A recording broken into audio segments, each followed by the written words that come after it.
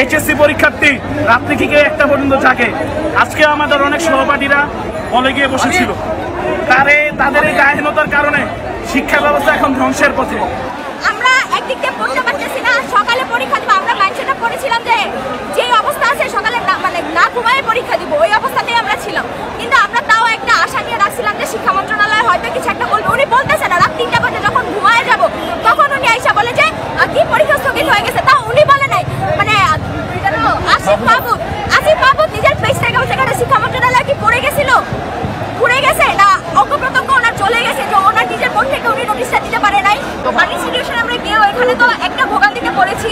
বাসায় আসার পরে যখন পড়তে বসছি, যখন ওনারা কখনো মতামত চেঞ্জই করে না, তখনও বলতেছে পরীক্ষা হবে। এতগুলা মানুষ মাইলস্টোনের ট্রেজেডির সময় এরকম একটা পরিস্থিতিতে আমরা যেখানে বাচ্চাদেরকে সহায়তা করছি, পুরো মানুষগুলো হাতে তুলছি, তখন কেমন লাগছে? আমরা যখন পড়তে বসি এভাবে আমাদেরকে বলে পড়তে বসার জন্য। উনি শিক্ষামন্ত্রী হয়ে এই কথাটা কিভাবে বলে? উনি বলে যে রাষ্ট্রীয় সরকারের সাথে পরীক্ষার কি সম্পর্ক? এটা কিভাবে দেখবেন? এটা কিভাবে দেখবো মানে একটা ছাত্র, আমরা এখানে পুরো ছাত্র সমাজ আছে, ছাত্র সমাজের মধ্যে রাষ্ট্রীয় সরকারের সাথে পরীক্ষার কি সম্পর্ক? এটা কিভাবে কথা বলতে পারে? প্রত্যেকটা ছাত্র এখানে আছে যারা কালকে অনেক পরিশ্রম করছে, ওই জায়গাটাতে ছিল, ওই জায়গাটাতে থাকার সময় যখন পড়তে বসবে তখন তার মাইন্ডটা কোথায় থাকবে সেটা আমাকে বলে। ওরা যে পড়তে বসবে সেই পড়তে বসার মাইন্ডটা কারণে যারা বাসায় ছিল তারা যে ফেসবুকগুলো স্ক্রল করতেছে তারা চোখের পানি আটকাইতেছিল না।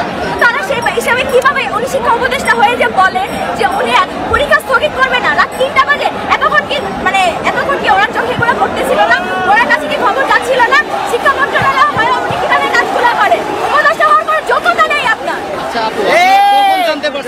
পরীক্ষা বাতিল করা আমরা এটা জানতে পারছি 3টা বাজে কি সোজা কেন?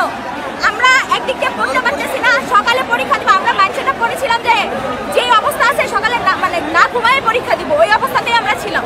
কিন্তু আমরা তাও একটা আশা নিয়ে রাখছিলাম যে শিক্ষা মন্ত্রণালয় হয়তো কিছু একটা বলবে। উনি বলতেছে না, রাত 3টা বাজে যখন ঘুমায় যাব তখন উনি আইসা বলে যে কি পরীক্ষা স্থগিত হয়ে গেছে। তাও উনি বলে নাই, আসিফ মাহমুদ নিজের পেজ থেকে সেখানে শিক্ষা মন্ত্রণালয় কি পড়ে গেছিল, ঘুরে গেছে না অজ্ঞপ্রত্যক্ষ ওনার চলে গেছে যে ওনার নিজের মন থেকে উনি নোটিশটা দিতে পারে নাই। আপনার নামটা কি? তারা যে দায়িত্বহীনতার পরিচয় দিয়েছে আপনারা সেটা দেখতে পেয়েছেন। এইচএসসি পরীক্ষার্থী রাত্রি থেকে 1টা পর্যন্ত জাগে। আজকে আমাদের অনেক সহপাঠীরা হলে গিয়ে বসেছিল। তাদের এই দায়হীনতার কারণে শিক্ষা ব্যবস্থা এখন ধ্বংসের পথে। আর এই যে এত বড় একটা ঘটনা ট্র্যাজেডি ঘটে গেল, তারা সেটা ইন্টারিম সরকার সেটা ধামা চাপা দেওয়ার চেষ্টা করতেছে এবং আমাদের পরীক্ষা বহাল রাখছে। যার কারণে তারা রাত 3টার দিকে যখন এই কাজ করে কলেজে পদত্যাগ থেকে বাঁচার জন্য তারা ঘোষণা দেয় যে পরীক্ষা হোক। এটা পুরো একটা নাটক। নাটকের বিরুদ্ধে আজকে নামছে এবং শিক্ষা উপদেষ্টা ও শিক্ষা সচিবদের দায়িত্বহীনতার কারণে আজকে তারা পদত্যাগ চাচ্ছে। আচ্ছা ভাইয়া, সবাই কি পরীক্ষার্থী? আপনার নামটা কি? আমার নাম রাকিবুল হাসান। রাকিবুল হাসান। আর এখন যদি যারা দাবি না মানে তার